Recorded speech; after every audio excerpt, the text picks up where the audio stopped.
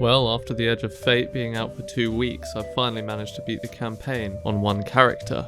Impressive, I know. Before I give a recap though, let's talk about the reception of the last video. The comments were mainly consisted of people shitting on the game and talking about how it fell off. There were some people being quite kind, but no one said I was funny, not even once. I think it's safe to say that the objective of the video was slightly misconstrued, as it wasn't a political debate, it was a shitpost. I think you'll find this video much more enjoyable if you turn off your brain and don't think too hard. This is a Destiny gameplay video after all, so it should be easy. Either way, I hope you don't enjoy. In fact, I hope this is as painful to watch as it was to play. We resume the campaign at the next mission, Fallow. They're literally making up words at this point. I instantly got more lost than a toddler in a Tesco Extra, trying to slam my small electron peen into every wall, nook and cranny. Eventually I hit this sick move. And I know it was slick, but sorry fellas, I'm taken. Not like that, don't worry. I roleplayed as the UN, giving humanitarian space aid to the Aeonians. I transmitted some food caches and built some wells in Africa while I was at it. I am 6'5" by the way. Seriously, these 360s are getting a little ridiculous right now. Alas, I need to do them because the small amount of dopamine that this supplies me is the only thing keeping me from kicking the chair from below me right now. Some people said that I sound depressed and question why I'm still playing the game if it's bad. Anyway, I got to the boss, the Devastator Mine. I hit him with the green stringy stuff for a while, and then I thought this would be an appropriate time to plant a rally banner. It wasn't. On my second attempt, I shoot this guy, then I shoot this thing, and then I shoot this thing, before lastly shooting this thing. I give the fatties the rest of their food and then learn some of their language in return. I must say, these are unprecedented amounts of responsible tourism. Learning local culture and history makes us more aware and knowledgeable while on holiday. Furthermore, spending money in local businesses helps to support them financially, leading to less leakage and contributing to the multiplier effect, bringing more money into the area, increasing investments. In short, we're doing our bit for Kepler. In this next mission, I kill this captain. After that, I did the classic, aha, I found where to go, never mind, I'm stuck, time to kill myself. After realizing that my hunter is anorexic, I found a spot to slide through. I clear out this laboratory without paying much attention. My game sound was off and I was having a lovely chat with my friend over Discord. I've never been so out of tune with the story, but I'm happy to say that it gets better. Wake up babe, new mechanic dropped. And yes, I am just pressing mouse 1. I get into a close fight with this Minotaur. Upon losing, I catch that he's using performance enhancing drugs and resurrect to put him down. After defeating this Hydra, I find a chest that I can't even open. Instead of getting mad, I decide to start busting it down to Big Poe by Tyler the Creator. The devs ran out of boss sprites, so instead used a Gateboard from 2014 Vanilla Destiny 1. I'm not even kidding. He was no match for me and my Grandmaster strat of Peekaboo. He's also pretty stupid and decides to shoot the clone that looks nothing like me while I shoot him in the belly with freedom rounds. I punched this guy in the tits who wasn't even paying attention to me. Weekly challenge completed. I was feeling pretty pumped because of this, so I decided to punch the biggest guy I could find. Bad mistake, almost died. At last I kill the Gaylord and get some time capsule thing. This sparks the best dialogue so far. Lodi hears that Maya Sundaresh wants to return to the Golden Age. Lodi then asks Ikora when the Golden Age was. I'd love to enjoy this moment, but look at the shit on my screen! Activity complete, Edge of Fate quest update, quest complete, pass rank progress, landing zone prepared, triumph completed. Sorry, but these pop-ups are absurd. Just let me enjoy cinema. Anyways, where were we? Plus 40 clan reputation progress. When did the world end? So many records were wiped out. We don't have an exact number. Hundreds of years ago. They're gone. Are you kidding me? Just like that? There was an apocalypse, and it's ancient history, and that's it. Didn't someone think to etch a date in a stone or something helpful? There's no time capsules, no bunkers, just gone? I actually have nothing bad to say here. I like this scene a lot. Returning to the hub area, I get jump scared by the number 4 apparently. I get some lore for this and considered reading it. but then I didn't. Oh my god, that's a lot of reading. Holy shit. This DLC added side quests, and if you've ever doubted the meaningfulness of your existence, just remember that this is in the game. I spent 5 minutes of my time collecting chess pieces for the Drifter. Riveting gameplay, I know. This DLC also introduced the most pointless edition of FaceTime, and honestly it's quite incredible how Bungie spend a lot of time on these animations only for players to moan and skip the scene entirely because it's boring.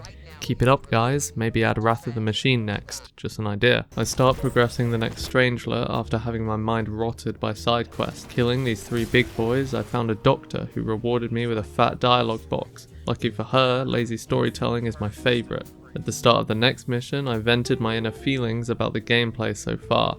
Oh god, this is slop. This is sloppy. The fuck is this? The game tells me to destroy the shield, so naturally I pick up the ball and throw one at the enemy with the shield, and nothing. I then throw another at the shield generator, still nothing. But what I didn't try was actually hitting the enemy with the shield, with the ball. While chasing the boss, I get gunned down by this turret so fast that every enemy in the area instantly forgot who I was. But Jesus Christ can't deny the turret's efficiency. I mean, wow, if the Fallen invested in more of these, maybe they could win a war or two. I got bored of using my guns about 3 years ago, so now I just resort to punching everything. It's ever so slightly more fun, I guess. This is where I unlock the Metamorph, an underwhelming new power with a reused animation from almost 3 years ago, and a reskin of a strand melee ability. I use this new power to reach the Flexus. Felix. Whatever the fuck he's called, I don't even know. In the next mission, Charge, I charge a reactor. It was the most detached gameplay so far, but hey, I got to fight an exact copy of the Fallen Saber boss from the Strike on Earth, so it's not all that bad. I picked up the Strangeler and put it on the pedestal.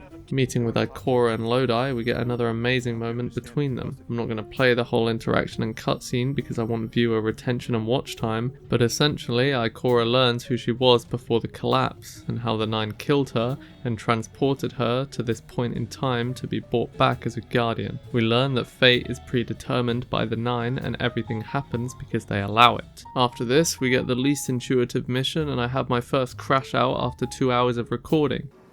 These missions are just puzzles. They're not even fun. They're just like, let's do a stupid little puzzle. Got you. So ass. Yeah. Dude, yeah, that's awesome. I actually love that. You can hear the apathy in my voice. The next moment of annoyance came about 3 minutes later, when the waypoint was telling me to go through the wall and wouldn't show me where to actually go. Nice waypoint. Nice waypoint, bro. Okay, man, because I got this sick waypoint. Tell me to go into the fucking wall. At the boss, the devs decide to spawn in what I can only describe as the entire population of Uruguay, which is about 3.3 million, by the way. I lived though.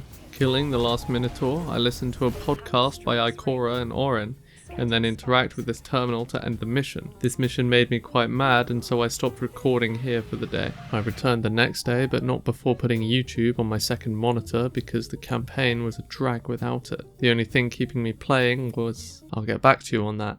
Anyway, this mission was actually okay. It looks like Bungie pulled the stick from out of their arse and remembered how to make a decent boss fight with good enemy density and rewarding mechanics. Too bad it's right at the end of a campaign fighting for the top spot with Curse of Osiris for worst DLC. Speaking of Curse of Osiris, here's the final boss from that DLC, but there's 2 of them and they're so bullshit that they do this sometimes.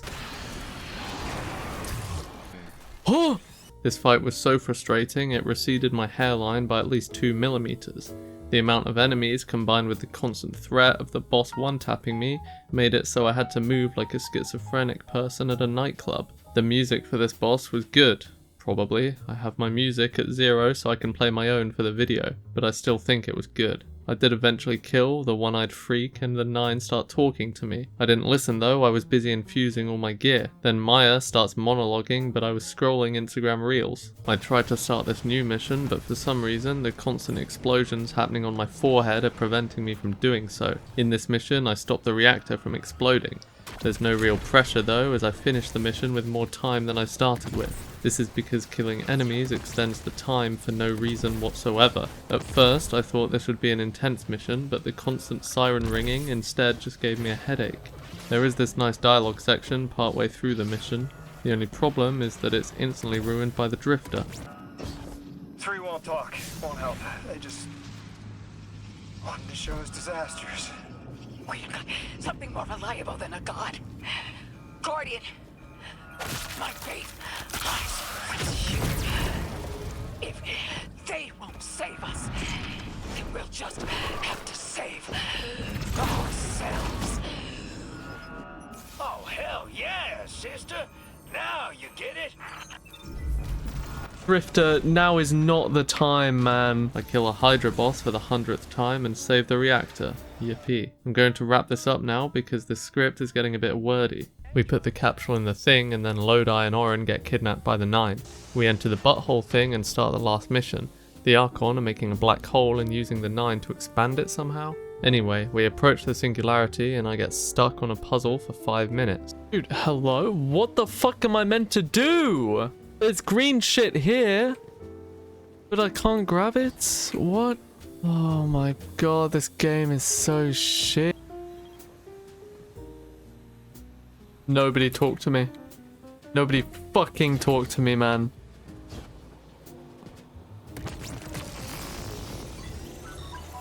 I didn't know you could... Not a word. There's a great mini-boss fight that I enjoyed. Holy shit, my life just flashed before my eyes. Oh my god, how am I alive? Oh my god, I am better. I should have died there. The second boss fight was an absolute joke of an encounter, but this mechanic was fun. Oh my god, from downtown I got that. It's the final mission and I still have a lot of questions about the narrative. Who is the giver? And who is 3? I don't really know what's happening. I got to the final area of the campaign and Destiny maintenance kicked me out of the mission. I came back the next day to fight the final boss. It was the easiest fight yet and I didn't die once. I was hoping for a challenge, but I had more trouble understanding the story than completing it. This servitor teleports to dodge my shock not once, but twice, which was awesome. And then the boss kinda just fell over. As a reward for my efforts, I can summon the Matter Spark at will. I'm overjoyed. 4 out of 10, wouldn't play again.